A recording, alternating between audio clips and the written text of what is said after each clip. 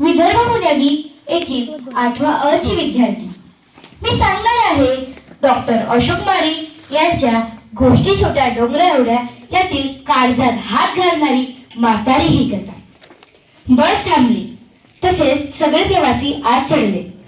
म्हातारीनेही आपलं गाठोडं उचललं आणि बसच्या आत चढू लागली.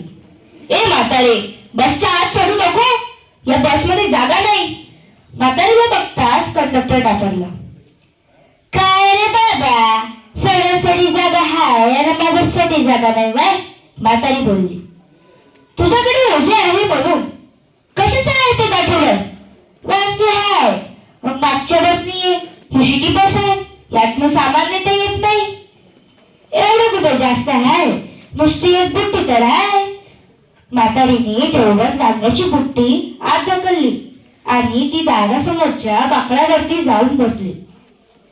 म्हातारी, तिकीट कुठलं देऊ? कंडक्टरने विचारले. मार्केट दे बाबा, लगेचचं तिकीट पण घ्यावं लागेल. ते काय असते? हे तुझ्या जवळचे गाठोडे आहे ना, त्याचं तिकीट पण घ्यावं लागेल. काढलं तर मग, पण त्याचा एक भी पैसा मी देणार नाही. तेवढ्यात मार्केटचा स्टॉप आला. म्हातारी आपलं सामान घेऊन खाली उतरली. तिने आपल्या डोक्यावरचं ओझं ठेवून एक कापड टाकत होती, त्यावर वांगे पसरवत होती की एक आवाज आला. म्हातारे, तिथे वांगे पसरवू नको, ती जागा माझी आहे. मग ती पलीकडे सरकली. तिथेही तसंच. व्यापारी लोक तिला बसूच देईना. म्हातारी पुढे सरकत सरकत फार एका कोपऱ्यात गेली. तो कोपरा फारच अडचणीत होता. बऱ्याच वेळाने एक तरुणी आली. आजी, वांगी कशी दिली? 10 रुपये पावाने दिली बाळा. मग 5 रुपयांना देणार का? एवढं स्वस्त देऊन कसं परवडेल सांग बरं तू. मग राहू दे. ती तरुणी वापस गेली.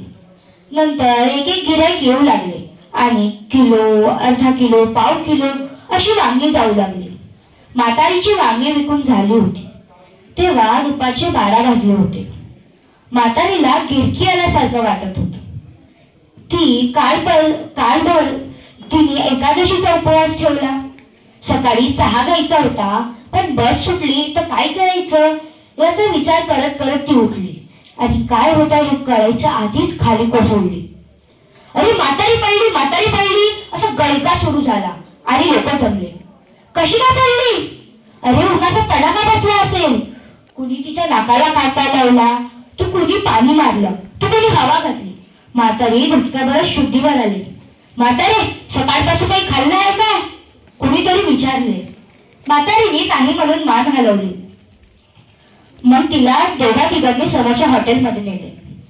म्हातारी तिथेच खाली फरशीवर बसली. ए आजी, वर बस की, वेटरने म्हणाले. असं तू इथंच काय खाणार? बैगन मसाला रोटी देऊ? ते काय असते? वांग्याची भाजी आणि पोळी चालन. मग एक लस्सी पण देऊन देशील सोबत? म्हातारीने वेटरला सांगितले. हो देतो. म्हातारीचे जेवण झाले. आजी, भात देऊ का? वेटरने विचारले. न ग. पैसे किती झाले?